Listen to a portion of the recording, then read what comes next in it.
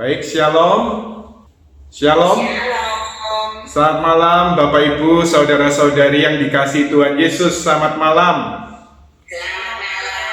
Baik, sesuai dengan tema pada kesempatan ini kita akan berbicara mengenai satu ungkapan dari seorang kudus, yaitu Santa Teresia Lisieux atau Santa Teresia dari kanak-kanak Yesus, yaitu yang menyatakan, bagiku Maria lebih ibu daripada ratu. Jadi baru saja kita merayakan pesta Santa Teresia Lisieux, yaitu pada 1 Oktober. Jadi pada awal bulan Rosario. Nah, jadi sedikit hiburan mungkin bagi kita ya. Kalau saya boleh tanya dengan jujur, ya, apa setiap doa Rosario Anda bisa mengikuti dengan konsentrasi, tanpa melantur atau mungkin kadang-kadang tanpa mengantuk, begitu?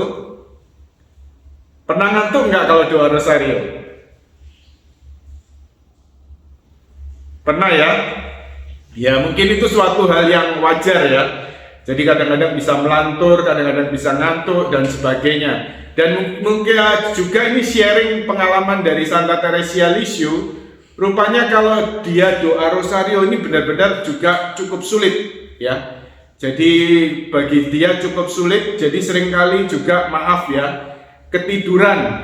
Nah, tetapi ketiduran bagi dia kemudian ya sudah, karena kelemahan fisik, ya jadi juga karena kesulitan dalam melakukan doa Rosario, lalu kemudian ya memang kemudian akhirnya dia katakan, ya walaupun doa Rosario saya tertidur, tetapi saya tertidur dalam pangkuan, dalam gendongan ibu saya, ya jadi dalam gendongan mama saya, ya. Jadi memang kadang-kadang ya, apalagi kalau kita lihat perkembangan doa tertentu, kadang-kadang mungkin orang pada saatnya ditarik dalam keheningan. Mungkin kalau disuruh dengan memakai metode doa tertentu, seperti misalnya doa Rosario kan termasuk doa vokal, atau mungkin juga merenung-renung peristiwa, kadang-kadang juga cukup sulit ya. Jadi mungkin lebih ditarik masuk dalam keheningan dan sebagainya. Nah, dalam keadaan seperti itu ya sebenarnya tidak masalah ya, karena kita mengikuti saja tarikan Tuhan.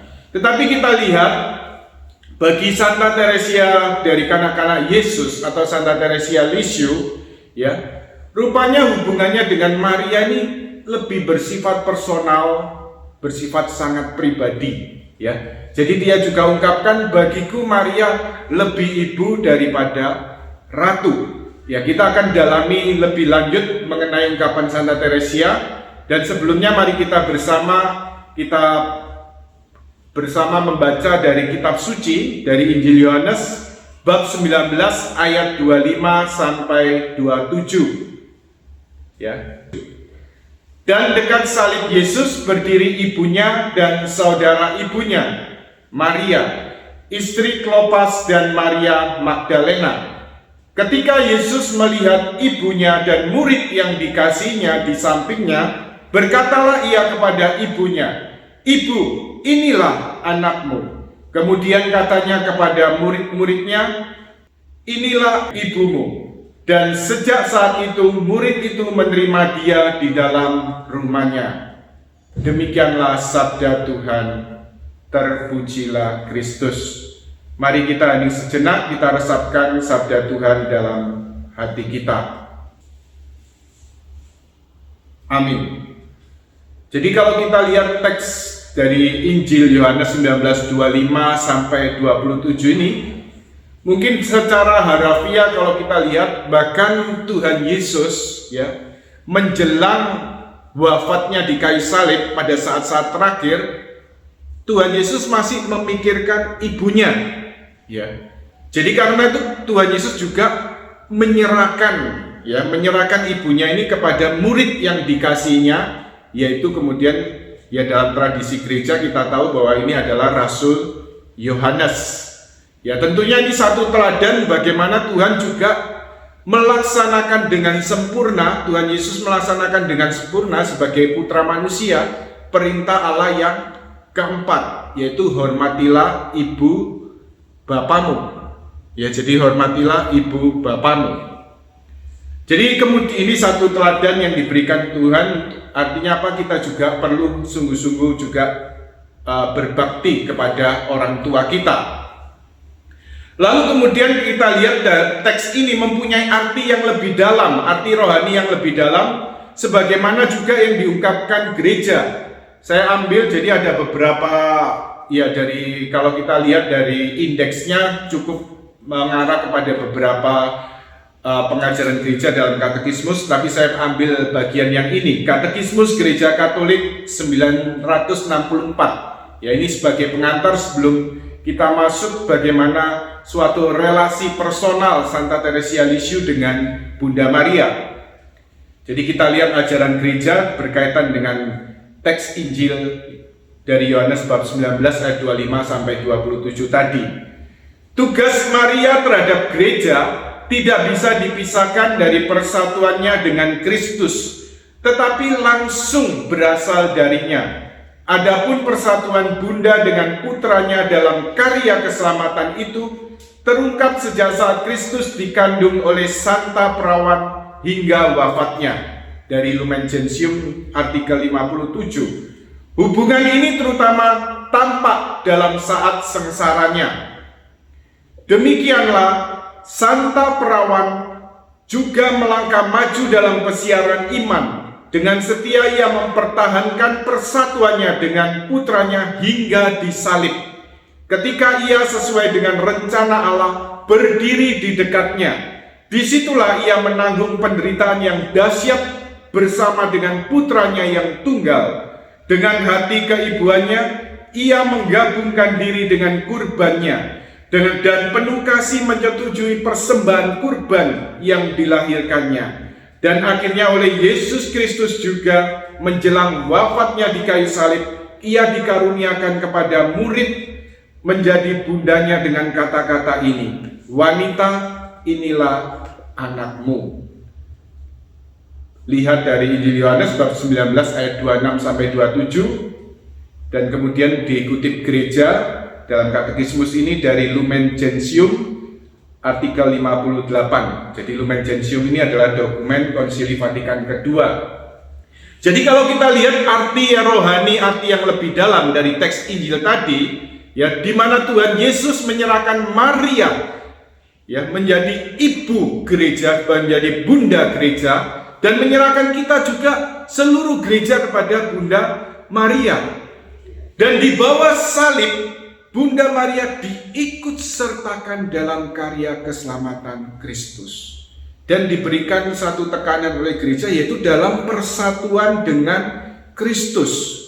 Ya, jadi dalam persatuan dengan Kristus, Sang Adam baru, jadi tokoh utamanya yang sentral, ya. Jadi yang utama adalah Tuhan Yesus sendiri. Nah, Maria kemudian diikut sertakan menjadi Hawa yang baru.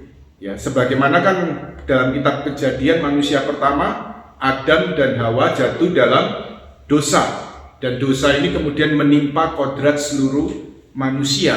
Nah, tetapi kemudian dalam perjanjian baru, Adam yang baru yaitu Kristus, ya, kemudian mengikut sertakan juga Hawa yang baru yaitu Bunda Maria dalam karya keselamatan. Jadi satu hal, Bunda Maria dalam hal ini diikut sertakan dalam karya keselamatan jiwa-jiwa karena bersatu dengan Kristus putranya, ya. Dan kita semua juga artinya apa, ya, diikut sertakan dari sharing tadi, ya, seperti sharing Bu Andra, ya, tanpa kita sadari, ya, kita juga, ya, dipanggil Tuhan untuk menjadi terang bagi sekitar kita, bagi sesama kita. Kita tidak pikir macam-macam, tidak ada tujuan macam-macam, tapi ternyata ada orang yang tertarik, ya. Tanpa kita sadari, kita juga diikutsertakan dalam karya keselamatan Tuhan. Dan kalau itu terjadi, kita sadar, ya, bukan karena kita juga loh, ya. Bisa jadi karena ada pendoa-pendoa syafaat dari surga, ya, para kudus di surga, Bunda Maria, para kudus di surga juga untuk berdoa untuk keselamatan jiwa-jiwa. Dan karena doa-doa mereka, kita pun juga diikutsertakan dalam karya keselamatan. Ya, jadi ini satu aspek yang begitu indah sebenarnya dalam gereja Katolik ini, ya, yaitu kita hidup dalam persekutuan para kudus. Baik, sekarang akan kita dalami yaitu mengenai suatu relasi yang sangat personal, sangat pribadi antara Santa Teresia Lisieux dengan Bunda Maria. Rupanya kemudian Santa Teresia dari kanak-kanak Yesus, ya, pada masa kecilnya karena ya kalau kita sekarang lihat istilahnya luka batin yang parah dan tidak kuat untuk menanggungnya. Rupanya dia mengalami pengalaman kehilangan mamanya yang sangat dekat, mamanya yang sangat dicintai, bagaimana kemudian meninggal dunia. Ya, jadi Santa Zélie Guérin. Ya, ini luar biasa ya. Jadi keluarga ini memang papa dan mamanya sudah juga digelarkan kudus, Santo Louis Martin dan Santa Zélie Guérin. Ya, kemudian kakak-kakaknya sendiri dari Teresia Lisieux ini juga sedang dalam proses. Ya, kita lihat di sini bagaimana kemudian kehilangan mamanya meninggal dunia, pulang ke rumah bapak yaitu Santa Zélie Guérin. Lalu kemudian ini membuat Santa Teresia terpukul pada masa kecilnya. Lalu tetapi dia mengangkat kakaknya yang kedua, Pauline Martin, untuk menjadi pengganti ibunya, pengganti mamanya. Tetapi pada usia Teresia ke-10 tahun ternyata Pauline ini masuk biara Karmel OCD di Lisieux. Nah, Santa Teresia pada masa kecilnya ini merasa tidak kuat dan ia kemudian tidak kuat menanggung beban-beban ini, lalu dia mengalami ya satu penyakit yang aneh, bahkan di situ kemudian ya kadang-kadang kemudian juga timbul serangan-serangan setan, serangan-serangan iblis. Bagaimana dia lihat kadang ya pokoknya bahasa kita ini girap-girap terus ya, sering girap-girap tidak terkendali. Ya, sering teriak-teriak yang tidak terkendali, lalu kemudian sangat labil, bahkan kemudian kadang-kadang lihat paku-paku di dinding itu seperti kemudian keluar cakar-cakar iblis, begitu ya. Jadi yang kemudian ditulis dalam buku yang di buku Kasih Kepercayaan dan Pasrah yaitu menyatakan seperti bahwa itu serangan-serangan si jahat dalam hal ini atas Teresia ini. Nah, tetapi keluarga ini mempunyai satu devosi yang kuat kepada Bunda Maria Ratu Kemenangan. Jadi ayahnya, jadi Santo Louis Martin minta supaya dipersembahkan intensi misa di gereja ya, diserahkan dalam perlindungan Bunda Maria Ratu Kemenangan di Paris. Lalu suatu ketika Teresia ini kambuh ya, jadi tidak terkendali, teriak-teriak memanggil Mary kakaknya yang pertama ya. Tapi begitu Mary muncul, dia kemudian ya seperti tidak kenal. Mary ini begitu sedih, lalu kemudian dia berdoa pada Bunda Maria Ratu Kemenangan yang patungnya diletakkan di dekat ranjang Teresia. Lalu disusul Leonie, disusul juga kemudian Céline. Dan akhirnya Teresia ketika kemudian lebih tenang, dia juga ikut berdoa pada Bunda Maria Ratu Kemenangan ini. Dan ketika mereka bersama mendoakan doa pada Bunda Maria Ratu Kemenangan ini, lalu Teresia dalam perenungannya dalam buku Kisah Suatu Jiwa atau dalam edisi Indonesia Aku Percaya Cinta Kasih Allah, dia mengungkapkan, ketika tidak ada satu bantuan manusiawi pun yang dapat menolong, saya pun berpaling kepada Bunda Surgawi dan dengan segenap hati berdoa kepadanya agar berbelas kasihan kepadaku. Ya. Nah, tiba-tiba patung Bunda Maria yang ada di atas meja kemudian mulai hidup dan Bunda Maria mulai tersenyum kepada Teresia. Senyum Bunda Maria yang begitu luar biasa. Dan kemudian diungkapkan Teresia dalam bukunya Kisah Suatu Jiwa ya, atau Aku Percaya Cinta Kasih Allah. Tetapi yang paling menyentuh jiwa saya adalah senyumnya yang luar biasa. Seketika itu juga segala penderitaan saya hilang dan 2 tetes air mata segera mengalir dari mata saya. Bunda Maria telah datang kepadaku dan tersenyum padaku. Dan saya berpikir betapa bahagianya aku. Jadi dalam hal ini rupanya satu pengalaman dialami dari Teresia pada masa kecil ini, bagaimana dia kemudian mengalami pertolongan dari Bunda Maria ya. ketika mereka semua berdoa kepada Bunda Maria, rupanya patung Bunda Maria itu kemudian seperti menjadi hidup dan tersenyum pada Teresia, ya. Senyuman Bunda Maria ini kemudian menyembuhkan Teresia. Tapi kalau kita juga perlu tahu bahwa dalam hidup Teresia, mungkin ini satu pengalaman bagaimana dia mengalami vision seperti ini, ya. Karena selanjutnya dia benar-benar ya dibawa Tuhan untuk sungguh-sungguh menghayati satu hidup rohani, ya, yang sungguh-sungguh hanya berlandaskan iman, ya, dalam kekeringan, dalam kegelapan iman. Tetapi ya sebenarnya bahkan dalam pencobaan-pencobaan melawan iman yang dahsyat itu, sebenarnya justru di situ sungguh-sungguh Teresia diterangi oleh iman, ya. Sekarang kita lihat bagaimana kita lihat belajar dari Santa Teresia. Sebenarnya Teresia ketika menjalin hubungan dengan Bunda Maria, ini suatu hubungan yang sangat personal. Ya, dari tadi saya ungkapkan hal ini, ya. Jadi tidak ada devosi yang terlalu berlebih-lebihan. Sebenarnya apa yang dinyatakan Teresia ini sebenarnya dilakukan Teresia terhadap Bunda Maria, bagaimana dia berdevosi, ini sangat-sangat sesuai Injil. Bagaimana seperti Tuhan Yesus menyerahkan Bunda Maria kepada murid yang dikasihnya, yaitu pada gereja, pada kita semua. Ibu, inilah anakmu. Anak, inilah ibumu. Ya.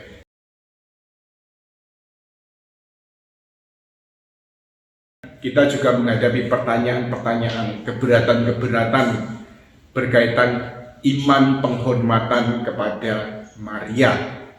Ya, sederhana sebenarnya apa? Ketika kita menghormati Maria, ya karena apa? Kita mau melakukan firman Tuhan dalam Injil. Kita menghormati Maria karena apa? Ya, karena Yesus memerintahkan dari atas salib. Ibu, inilah anakmu. Anak, inilah ibumu. Nah, jadi persoalannya, ya kalau kita ini merasa dan rindu untuk menjadi murid yang dikasihi Yesus, ya kita mau menghormati Maria dan melaksanakan firman-Nya sesuai dalam Injil tadi.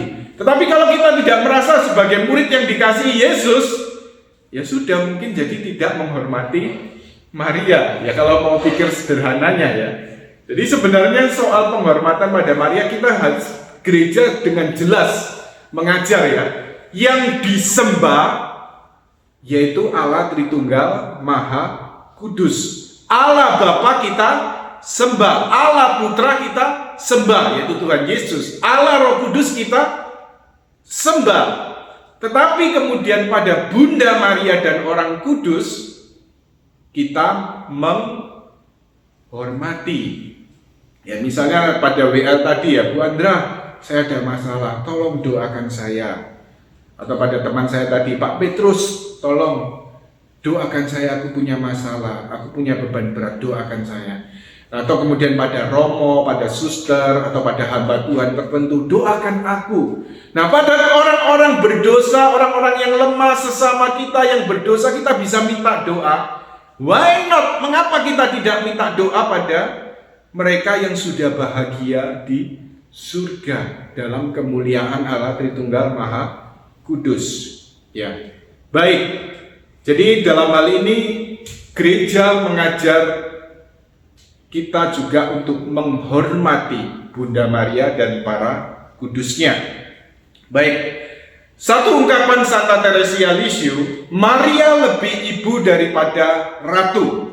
Hubungan Teresia dengan Maria adalah hubungan seorang anak kecil dengan ibu yang dikasihnya. Jadi kira-kira 1 bulan sebelum wafat, Teresia mengungkapkan pikiran tentang misteri Maria. Dia mengatakan, kita memang tahu bahwa Santa Perawan itu adalah Ratu Surga dan Bumi. Tetapi dia lebih merupakan seorang ibu daripada seorang ratu. Karena itu jangan mengira seperti yang saya dengar, bahwa karena rahmat-rahmat khususnya, Maria menyebabkan kemuliaan para kudus pudar. Seperti matahari pada waktu terbit, membuat bintang-bintang semuanya hilang. Sungguh, ini hal yang aneh sekali menurut pendapatku. Seorang ibu yang menyebabkan kemuliaan anak-anaknya lenyap.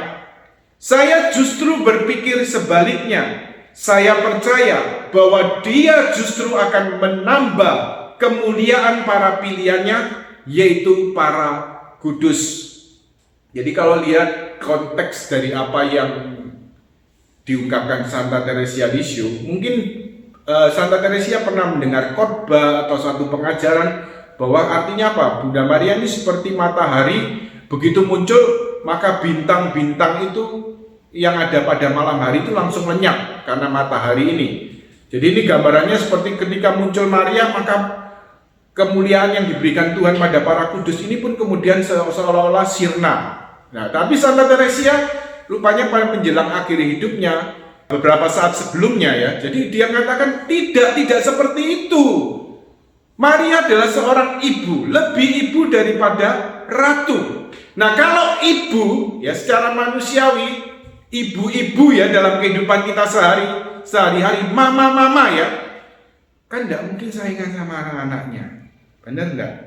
Mana ada mama yang mau saingan sama anak-anaknya ya. Jadi kalau kemudian kadang-kadang saya lihat di Facebook ya, Facebook, di Instagram, kadang-kadang mama-mama ini malah ketika anaknya beranjak remaja begitu, kemudian mamanya kemudian seringkali juga foto-foto dengan anak, lebih-lebih anak-anak putri biasanya ya. Jadi kemudian sering foto selfie bareng dengan anak putrinya, lalu bahkan sampai ya saya bilang kok sumbute gitu ya, sampai kemudian foto studio dengan anak putrinya. Jadi seperti kemudian mama dan anaknya ini seperti model begitu ya ceritanya, kalau saya lihat beberapa kali di Instagram atau Facebook. Saya rasa dalam hal ini justru seorang ibu, kalau anaknya ini berkembang, anaknya kemudian artinya ya bahkan punya prestasi, ya punya banyak hal yang bahkan tidak dipunyai ibu itu, ya dia tentu akan menjadi ibu yang sangat berbahagia. Kalau anaknya maju, siapa yang gak senang? Mama mana yang gak senang? Nah, demikian juga diungkapkan Teresia ya. Justru dalam hal ini menjadi keinginan kerinduan seorang ibu dalam hati Bunda Maria, yaitu apa? Anak-anaknya ini ya jadi termasuk para kudus di surga. Ya, juga artinya apa? Justru menambah kemuliaan para pilihannya yang selalu diinginkan Bunda Maria, supaya artinya apa? Semakin banyak orang yang bertumbuh dalam kekudusan, semakin banyak orang yang semakin mencintai Yesus, semakin mengenal Yesus, semakin bersatu dengan Yesus. Seperti diungkapkan juga oleh Santo Bernardus dari Clairvaux, per Mariam et Jesum, melalui Maria kita sampai kepada Yesus ya. Jadi yang menjadi kerinduan Bunda Maria, jadi Bunda Maria tidak pernah mengambil siapapun bagi dirinya sendiri, tetapi dia selalu apa? Menghantar siapapun yang datang kepadanya kepada Yesus putranya. Tapi jujur harus diakui juga ya, mungkin di kalangan umat Katolik karena kurang mengerti, kurang memahami imannya, kadang-kadang ada ungkapan pernah dengar seperti ini ya. Oh iya, kalau orang Katolik itu, jadi ngomongnya ke orang Kristen lagi ya, ngomong yang salah kaprah. Orang Katolik itu doanya ke Maria, kalau orang Kristen kan doanya ke Yesus. Jelas ungkapan ini adalah salah kaprah dan orang tidak mengerti devosi yang benar, devosi yang sehat kepada Bunda Maria ya. Per Mariam et Jesum, melalui Maria kita sampai kepada Yesus ya. Dan dapat dibayangkan kalau Maria ini lebih ibu daripada ratu. Ya, coba kita bayangkan. Ya, walaupun Maria juga banyak diberi gelar Ratu Surga dan Bumi, Ratu para martir, Ratu para rasul dan sebagainya. Tapi coba kalau kita dalam hal ini tekanan yang diberikan Teresia Lisieux, Maria lebih ibu. Bagi dia Maria ini mama, mami, ibu. Ya. Kalau ratu, ini kan ada suatu jarak. Dianggap ratu, maka kita ini ibaratnya seperti rakyat jelata ya. rakyat jelata lalu kemudian ratu. Nah, sikap rakyat jelata pada ratu ini gimana? Hormat, atau mungkin dalam tradisi Jawa kerajaan-kerajaan sungkem, ya, jalan pun harus jongkok-jongkok begitu ya. Jadi untuk menghormati ratunya. Nah, tetapi Teresia tidak menyukai gambaran seperti ini. Dia lebih ibu daripada ratu. Karena apa? Maria adalah seorang mama. Ibu inilah anakmu, anak inilah ibumu. Dan gambaran Teresia, karena spiritualitas Santa Teresia ini yaitu membawakan satu ajaran rohani, yaitu tentang jalan kecil Santa Teresia Lisieux atau jalan kanak-kanak rohani, yaitu bagaimana kita menghayati menjadi seperti anak kecil di hadapan Allah. Demikian juga dalam hubungan dengan Bunda Maria. Dia gambarkan dirinya seperti anak kecil yang begitu mencintai ibunya dan dicintai ibunya. Anak kecil pada maminya apa? Gamblok. Ya, saya punya anak 4 tahun ini, ya walaupun dekat sama mami papinya, tetapi kadang-kadang kemudian artinya apa? Ya kok heran ya, sehari-hari selalu mami. Tapi kemudian kalau diajak ke gereja selalu papi. Jadi papinya suruh nemeni dia ke parkiran, kemana, ya kemudian ya namanya anak-anak ya kerjanya kan kelilingan ya. Ya jadi kerjanya kelilingan, jadi ya sambil misa ya kemudian ya berusaha menghayati misa, benar-benar juga dalam sambil ngomong si kecil ini ya. Ya tapi ya itu sehari-hari selalu mami begitu ya. Ya oke. Tapi karena ya itu seorang anak kecil bisa langsung gamblok sama maminya. Lalu kemudian Teresia mengungkapkan bahwa dia artinya apa? Dapat mengatakan apa saja keinginan-keinginannya kepada Bunda Maria, mamanya ini, mama surgawi ini. Karena apa? Bunda Maria nanti yang seleksi, menyortiri. Kira-kira ini doa-doa atau ungkapan Teresia, curhatnya Teresia ini, mana yang mau disampaikan ke Yesus, mana yang tidak. Ya, jadi terserah Bunda Maria sebagai mama yang tugasnya nyortir ya doa-doa permohonan kita. Ya, demikian juga dalam doa-doa kita ya. Lalu kemudian satu ungkapan yang diungkapkan Teresia, jadi dia melihat Bunda Maria sebagai satu model kekudusan yang dihayati, yaitu dari jalan kecil Santa Teresia Lisieux, jalan kanak-kanak rohani.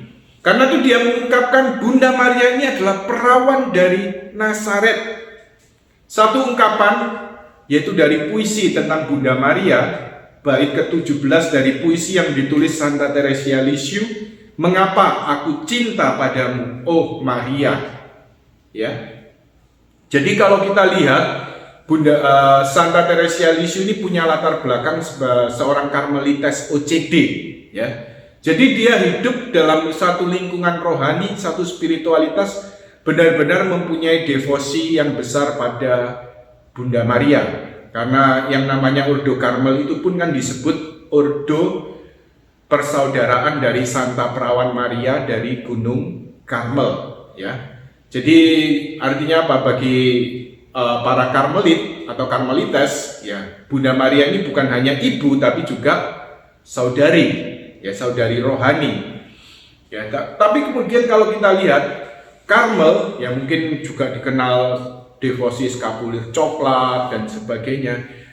Tetapi walaupun dalam hal ini dalam spiritualitas Karmel, walaupun juga mempunyai devosi dan penghormatan yang khusus pada Bunda Maria, tetapi satu ciri dari spiritualitas ini ya tidak ada devosi yang berlebih-lebihan terhadap Bunda Maria, ya tidak ada devosi yang berlebih-lebihan, ya. Jadi tidak ada juga ungkapan-ungkapan yang terlalu berlebihan. Tetapi kita lihat di sini dari juga apa yang diajarkan Santa Teresia ini, kita lihat bahwa sebenarnya ini satu bentuk devosi yang sehat, yang berlandaskan berpusat pada siapa? Allah Tritunggal Maha Kudus. Ya. Jadi sebenarnya penghormatan pada Bunda Maria, baik dalam diri Santo Yohanes Salib, Santa Teresa Avila, ataupun juga Santa Teresia Lisieux, itu satu devosi yang sehat. Tidak ada yang berlebih-lebihan, tetapi fokusnya tetap Allah Tritunggal Maha Kudus. Tetapi bagaimana juga mempunyai cinta, hormat pada Bunda Maria, lebih secara personal, hubungan yang sangat pribadi. Baik, kita lihat ungkapan dari Santa Teresia Lisieux dari puisinya ini pada bait ke-17. Saya tahu bahwa di Nazaret, oh Bunda penuh rahmat, hidupmu sangat miskin.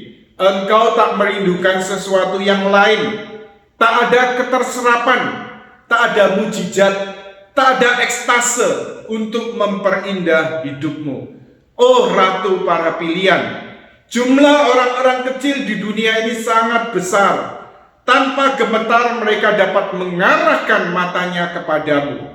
Lewat jalan yang biasalah, Bunda yang tak ada bandingnya, Engkau telah berjalan untuk memandu mereka ke surga.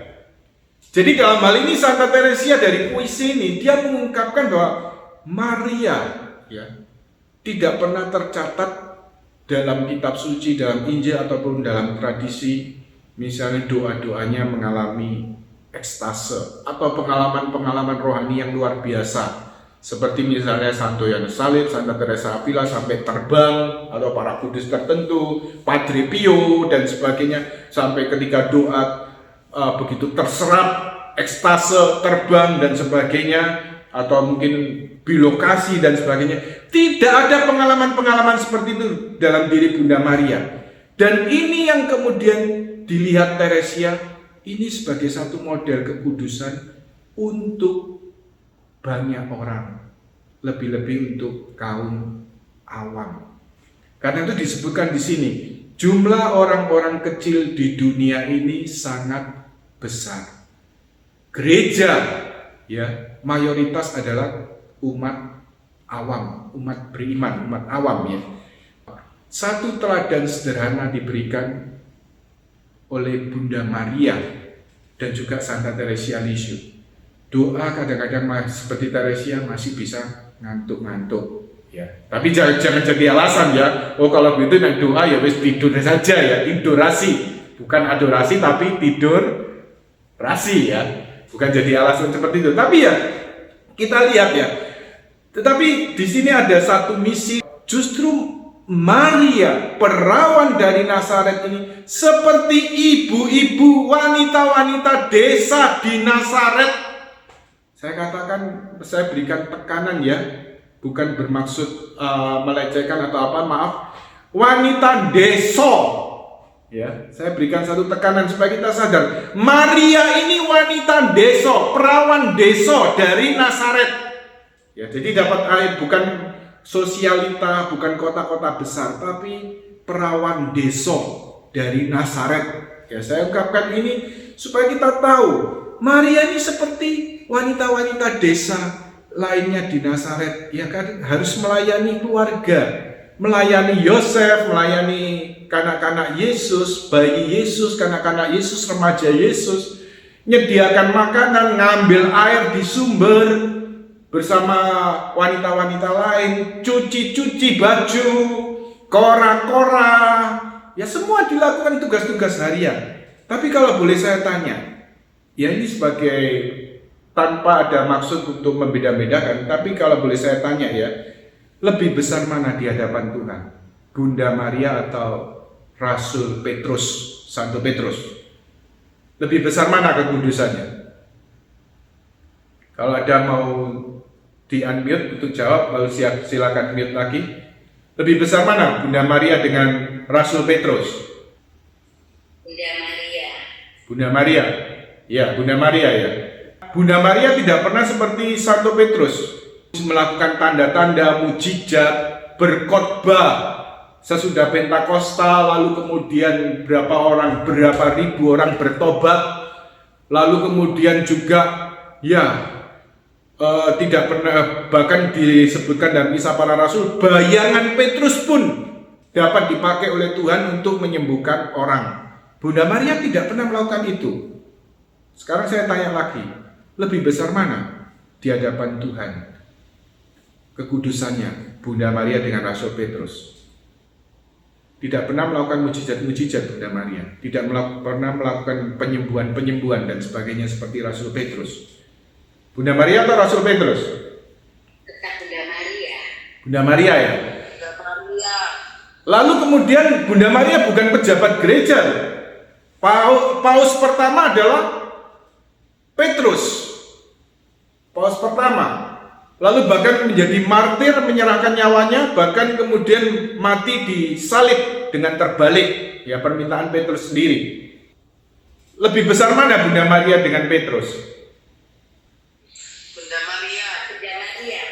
Bunda Maria. Nah, berarti apa? Ya, jadi kita ya karena Bunda Maria juga diberi gelar apa? Ratu para rasul, ya, ratu para martir dan sebagainya ya. Bunda Maria ya, yakin ya. Nah, jadi dalam hal ini kalau kita lihat ternyata walaupun melakukan mujizat, ya kita tahu Santo Petrus besar di hadapan Tuhan. Beliau adalah paus pertama, martir, lalu juga dipakai Tuhan pewarta Injil yang luar biasa, bahkan kemudian meletakkan dasar atas gereja, yaitu dua orang ini ya, Santo Petrus dan Santo Paulus ya. Jadi kita lihat luar biasa panggilan sebagai rasul-rasul ini ya. Tetapi kita juga sadar bahwa ternyata kita yakin dalam iman, oh Bunda Maria lebih besar di hadapan Tuhan, ya karena dia Bunda Allah, ya Bunda Allah, Theotokos. Nah, tetapi kemudian bukan hanya itu, tetapi kita lihat nilai pengudusan di sini, ya. Jadi nilai pengudusan rupanya tidak tergantung pada perbuatan-perbuatan atau pekerjaan-pekerjaan yang besar. Jadi kita lihat di sini teladan Bunda Maria bagi Teresia. Ya, Teresia mengagumi Maria karena hidupnya sangat sederhana. Teresia menemukan dalam diri Maria suatu teladan dan contoh hidup. Dia mengagumi bagaimana Maria menanggapi kabar gembira dari malaikat dan bagaimana dia selalu setia dalam perkara hidupnya dan menyimpan segala perkara di dalam hatinya. Ya, jadi ketika bayi Yesus di Bethlehem dikunjungi para majus, dikunjungi para gembala yang kemudian menyatakan kabar malaikat, Bunda Maria menyimpan dan merenungkan itu semua dalam hati. Gampang nggak menyimpan dan merenungkan dalam hati ini? Sulit, apalagi di zamannya sosial media ini ya. Suruh menyimpan merenungkan dalam hati, semua maunya diekspos, begitu ya, zamannya sosmed ini ya. Tetapi Maria kita dapat belajar ternyata dalam imannya Maria banyak menyimpan, merenungkan dalam hati, merefleksikan segala sesuatu dalam iman dan terang iman. Kemudian yang paling mencolok bagi Teresia dalam misteri Maria bukan kebesarannya sebagai Bunda Allah, tetapi hidupnya yang sangat sederhana namun sangat surgawi. Ya, ini saya berikan bold, berikan warna yang beda.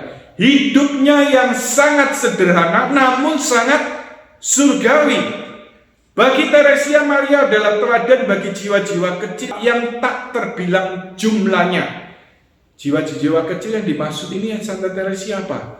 Jiwa-jiwa yang mempersembahkan dirinya sebagai jiwa-jiwa kecil, itu yang pertama.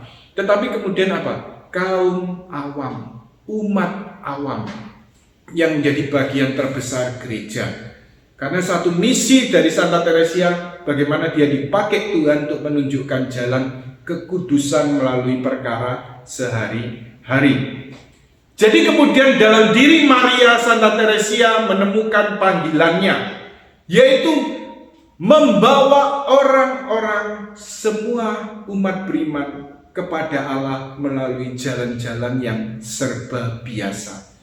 Belajar dari Bunda Maria, rahasia kekudusan yang tinggi dalam kehidupan yang sangat biasa. Ya, sebenarnya apa yang dihayati Santa Teresia Lisieux, kita lihat sepanjang zaman juga dihayati orang-orang kudus setelahnya ya. Contohnya yang kemudian berlindung pada Teresia Lisieux seperti Mother Teresa ya. Jadi Mother Teresa ya.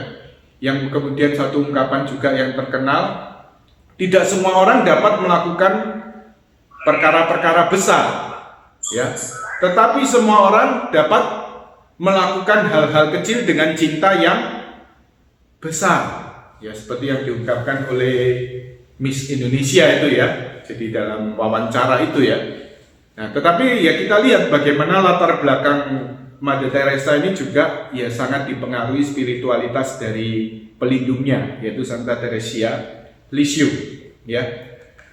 Jadi kita lihat di sini apa yang dihayati oleh Bunda Maria, apa yang kemudian juga jalan yang ditunjukkan Santa Teresia Lisieux, yaitu sebenarnya satu realitas belaki kalau kita mau belajar dari Bunda Maria dan Santa Teresia Lisieux, yaitu mengenai pengudusan dalam kehidupan kita sehari-hari.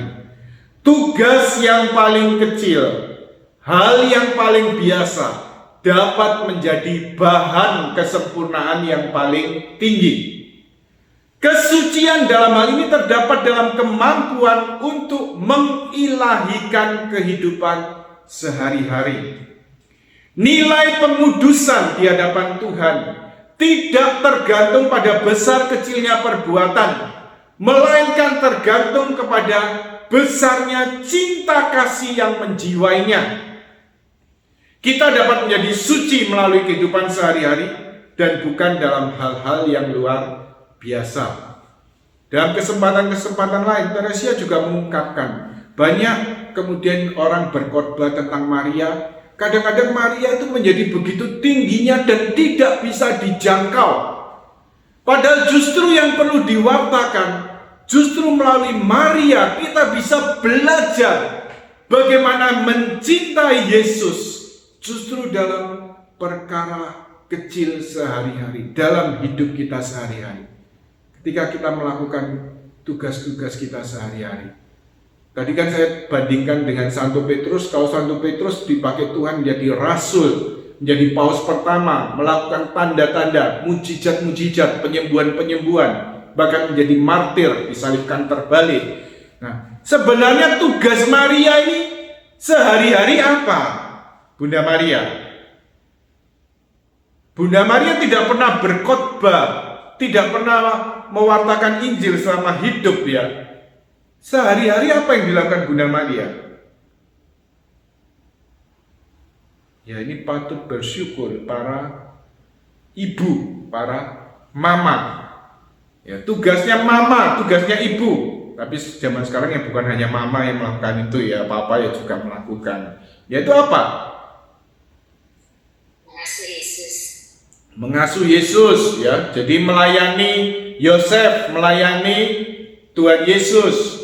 Ya sehari-hari lalu apa tugasnya? Masak, kora-kora, lalu kemudian apa? Bersih-bersih, ambil air di sumber. Ya karena di desa di Nazaret ya, kan daerah sana enggak semua bisa muncul air seperti di sini ya. Jadi harus pergi ke sumber untuk cari air. Lalu kemudian ya ngangkati air dan sebagainya ya. Ini tugas sehari-hari, mendampingi Yosef seperti gambar di sini, mendampingi Yosef bekerja, lalu mendampingi Yesus dan sebagainya. Ya waktu Yesus nangis kecil, bayi, ya kemudian artinya apa? Ya menyusui, lalu kemudian apa? Yesus ngompol, nangis, ya kemudian ganti celana, mandiin dan sebagainya sehari-hari. Tetapi satu hal di situ dalam hidup yang serba biasa tadi diungkapkan Teresia di sini, hidup yang sangat sederhana tetapi dihayati Bunda Maria sangat surgawi. Nah, dihayati sangat surgawi ini maksudnya apa? Yaitu dalam kehidupan sehari-hari yang dihayati bersama Allah. Tidak pernah sekejap pun melupakan Tuhan, selalu sadar apapun yang saya lakukan selalu bersama dengan Tuhan. Dan saya lakukan untuk apa? Demi kasih kepada Yesus, untuk menyenangkan Yesus. Dan kesetiaan Maria dalam perkara-perkara sehari-hari, dalam tugas sebagai ibu, sebagai mama ini, kemudian kesetiaan itu juga dia sampai akhirnya ketika dia harus juga mengikuti Yesus di jalan salib dan diikut sertakan Yesus dalam karya keselamatannya di bawah salib Kristus sebagai Hawa yang baru. Ya, Yesus sebagai Adam yang baru, Bunda Maria sebagai Hawa yang baru. Satu bagian terakhir dari kitab suci yang juga dapat kita lakukan, apa yang diteladankan Bunda Maria, apa yang diteladankan Santa Teresia Lisieux ini, sebenarnya dapat kita lakukan sehari-hari. Melakukan segala perkara sehari-hari demi kasih kepada Yesus, menanggung beban-beban hidup, salib-salib kehidupan, penderitaan dalam hidup sehari-hari, ditanggung bersama Kristus, dan demi kasih kepada Yesus. Bersama, ya kuncinya sebenarnya kata-kata ini, bersama dan demi cinta kasih kepada Yesus. Sebagai penutup, mari kita baca bersama dari surat pertama Rasul Santo Paulus kepada jemaat di Korintus, bab 10 ayat 31. Jika engkau makan, atau jika engkau minum, atau jika engkau melakukan sesuatu yang lain, lakukan semua itu untuk kemuliaan Allah. Jadi hal yang sehari-hari yang sebenarnya bahkan untuk diri kita sendiri kalau kita lakukan ini ya, yaitu makan dan minum. Itu kan untuk diri kita supaya kita hidup ya. Tetapi ternyata bisa kita kuduskan kalau kita melakukan untuk kemuliaan Allah. Makan, minum, atau melakukan sesuatu yang lain. Semua sehari-hari yang kita lakukan, bekerja, ngurusi keluarga, atau kemudian bagi kita yang bekerja sehari-hari mencari nafkah, kita lakukan semuanya sebagai persembahan kepada Allah. Demi kemuliaan Allah. Atau kemudian bagi Teresia untuk menyenangkan hati Yesus. Ini beberapa hal yang dapat kita renungkan bagaimana bagi Teresia Maria lebih seorang ibu daripada ratu. Dan setiap kita dipanggil untuk menjadi anak-anak Maria yang kemudian akan dihantar oleh Bunda Maria kepada Yesus putranya. Terima kasih Tuhan Yesus, karena Engkau mendengarkan segala doa, permohonan, dan keluh kesah kami. Saat ini Tuhan, kami juga serahkan diri kami kepadamu. Engkau yang mengundang kami untuk masuk dalam pergaulan yang mesra dengan Engkau, dalam relasi pribadi denganmu, untuk mengenal Engkau, untuk mengasihimu dan bersatu denganmu. Biarlah Engkau juga malam ini telah tunjukkan jalan yang ditunjukkan Santa Teresia Lisieux, juga melalui model kekudusan, yaitu dalam diri Bundamu, Bunda Maria. Terima kasih Tuhan Yesus, Engkau memberikan Bunda Maria untuk menjadi Bunda kami, menjadi Mama bagi setiap kami, dan kami menjadi anak-anak dari Maria, Bundamu. Terima kasih dari atas kayu salib Engkau telah memberikan Bunda Maria kepada kami, dan kami Kau berikan pada Maria. Karena itu biarlah melalui doa-doa perantaraan dan juga teladan dari Bunda Maria juga menghantar kami untuk semakin dekat denganmu. Lindungi kami Bunda Maria dengan kasih keibuanmu. Sayangi kami dan hantarlah setiap kami untuk boleh semakin mengenal dan mengasihi putramu dan bersatu dengan putramu. Doakan kami ya Bunda, untuk boleh menikmati janji Kristus putramu. Kemuliaan kepada Bapa dan Putra dan Roh Kudus, seperti pada permulaan, sekarang, selalu, dan sepanjang segala abad. Amin. Bunda Maria, doakanlah kami. Santa Teresia Lisieux, doakanlah kami. Amin. Dalam nama Bapa dan Putra dan Roh Kudus. Amin.